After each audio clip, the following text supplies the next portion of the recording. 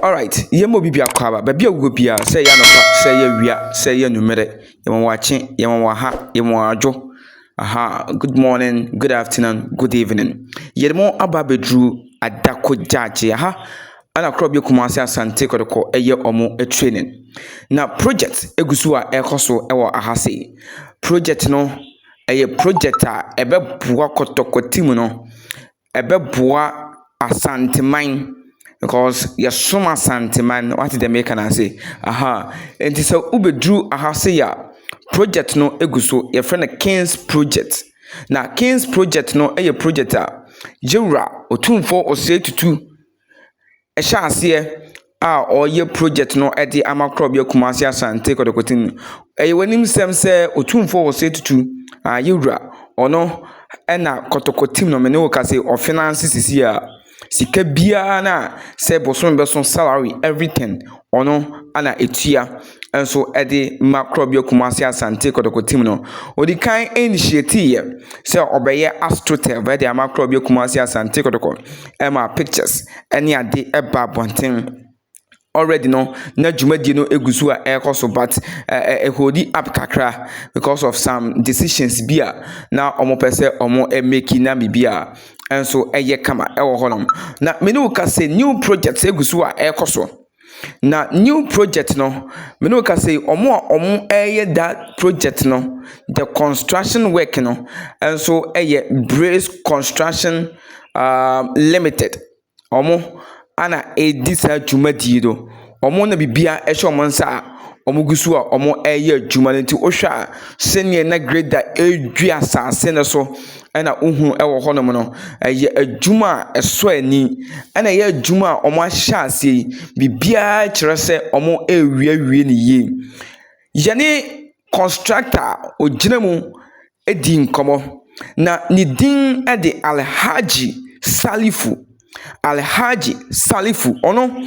ana ogirem na ohwe ama dwumadie no so nyina enso akoso kama ewo Adako Jachie age complex na dwumadie ne mu no krobia kumase Asante kotoko ebenya big astroturf what you say artificial turf je boso ball no eno eye FIFA ultra modern astroturf ana krobia kumase Asante kodoko team no enso ensabeka ana se omo eye di ama wo mo na astroturf ne mu no nye krobia kumase Asante kodoko benye binie omo ebenya stance enti se we supporter na kotoko eye training na se obekwa akwa bia obetra stance ma ahwe bi krobia kumase Asante kotoko enso ebetimi abo omo games, friendly matches, and even MTN FA Cup matches. Omo betimi abono ho as we supporter okowa ubenye biahwe. Eti astroturf na ekoso construction work na ekoso no. There will be a stance. What do you say? Fans, omo stance omo ebetenem. Na omo so a witness ne ekoso enso ho no man sisia no okọ Adako Jachie na se bia bibi koso wa chese ebi omo ko han kunya e oba bi na bi makotena so but omo beye stance na stance no ho ana supporters no enso eba no mo hwe training na ana se bia MTN FA Cup bi match bi koso ho no na ana se bia junior team no ebo mo matches ho a me kire young porcupine omo ebo omo matches bi ho a ho ana fans amoso mbekọ akọhwe game ni bi no mo so ebetena. 2 there will be a changing room. I'm repeating myself again. Changing room. Na changing room no ebe se krobia kumase Asante kotoko team no se omo ebe ye training na omo benya baabi a omo ebekọ akọhyehyɛ omo ho aha ana se bia team bi free baabi no ne young porcupines for ne ba bebo a omo ebesesa omo ho na bibia enso aye kama. So there will be a changing room enso ewo honom a eno enso ebema bibia aye kama. Na stance no is more than 1000 capacity stance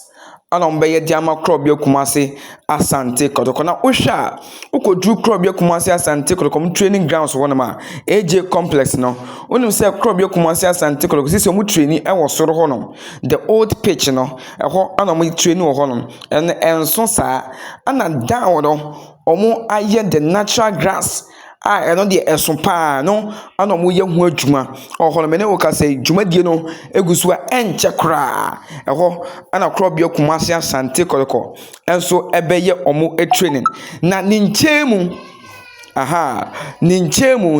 mu no anka bia ɛyɛ yanka bɛka sɛ adjacent sɛ bia broni bɛka sɛ adjacent to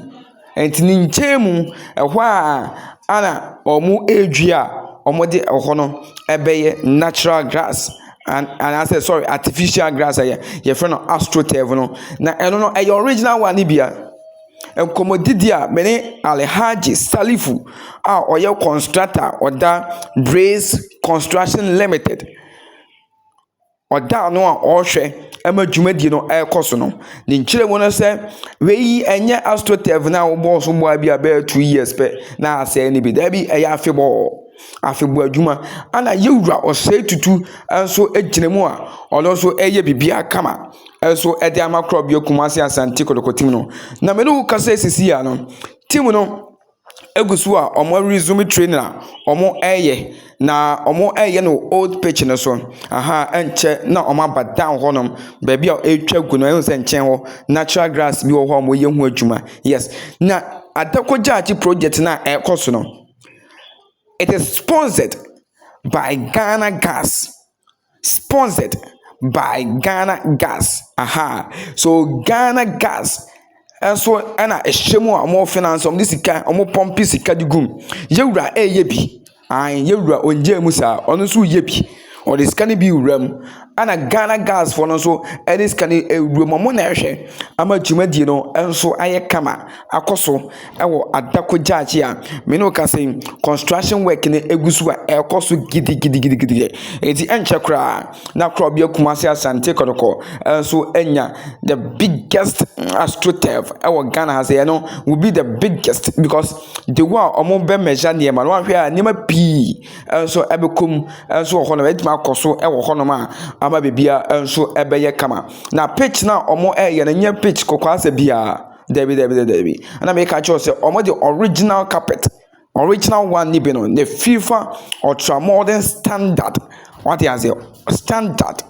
edo eye standard astroturf ana Krɔbea Kumase Asante Kotoko omo so eye na Ghana Gas for si bibia omo behwa ama bibia enso aye kama oholom okoha baabi a obe park your cars obenya bi wo ho so Kotoko bo game na so ye fan na waba na okwa kohwe bia ana so Kotoko ye train na so ye fan na waba na okwa kohwe bia ubenya baabi yie a wo do car ebesie obe park your cars so e wo honom there will be a light what they say light ombesi light wo ho ombesi light enso e wo honom a se dwanumri na jokra Kotoko ye trainer no ma so light e bia mbebo match bi na so omo ye trainer under flower light na omo akwa ye trainer that night no ti Kotoko person omo ye trainer na 12 o'clock crampa after this project no omo ebetimi aye training ewo ho a bibia enso ebeye kama ede ama wo mo ewo ho nom enti dwumade no egusu ekoso senior ye giremu a ewo Adako Jachie a ye do all the report bibia ede ema wo no me ka a kire wo say dwumade na omudi kan ehya ase no omunya ntungu ye eno so ombe ye ho adwuma omugusu omoye ni nyina ho adwuma na ebedumle bi no na obedu Adako Jachie na ho be ye ofe pa because how the nhyehyeye no etie ewo honom no o de ohwe fe no na wo down ahwe pitch na wo honom no the natural one no mo ye ho adwuma na metwa egu ko screen so ma wo hwe no the natural one no mo ye ho adwuma ne na ne nchemu astroturf wo honom a na stance ka ho changing room egwom ebi o mesi clinic what you say o mesi clinic wo honom the medical team no ebe wo ho in case BBC fast na omo the players no enso ewura ho omo treat omo kama na bibia enso ay kama ho be ye fair akobe efe na mo na wo mutim se bi Adako Jachie wo na ho nso no moboa I'm telling you today, obi a wontan ko wonti na ukasa no. Me am gina ha sesi a me no wo kasa die. Bibia kire se Adako Jachie won die. Bibia eye kama. Enso e wo ho. Aha, eye GH Live Studio. GH Live Studio ha ana ye de ensempa efa crop ya Kumasi Asante kodoko ho. Enso e de ebro. Me no se me boss Kizito. Enso e hye ho a. Ono so e monitor ne man kada. Enso wo se de be ya bibia. Enso ebe ye kama. Enso e de amaye obe subscribe to the channel. So when you subscribe ya, or subscribe we are no notification bell no so. Almost now wa pick it all never just say editor the video between no. You be the first person now be your notification on your phone, on your laptop, on your machine, whatever that you are using. Now obey your notification also. Now unya no one post nya fi na kwa research and so cause search na be. O boss wa na Adako Jachie project no and so demo a also o hwe bi na update a e wo ho nyina ye be mo. Send ye wo Adako Jachie every day bi ye no. Ye the update ni nyina and so from the start to the end of the project. Now may catch us say project no, they have given us only 6 months to 1 year. Only 6 months to 1 year. So within 6 months to 1 year, the project will be complete. What is the making I say? Within 1 year, 6 months to 1 year, no project no be complete. And so I will on be handed over at the Amakrob Yokumasi Asante Kodoko team no na bibia and so aye kama. Nti enchelo once abekwa Adako Jachie na ho and so aye kama dwumadi no and so koso aha ana update ni nyina ewo developing news a fa project no ye de bebro episode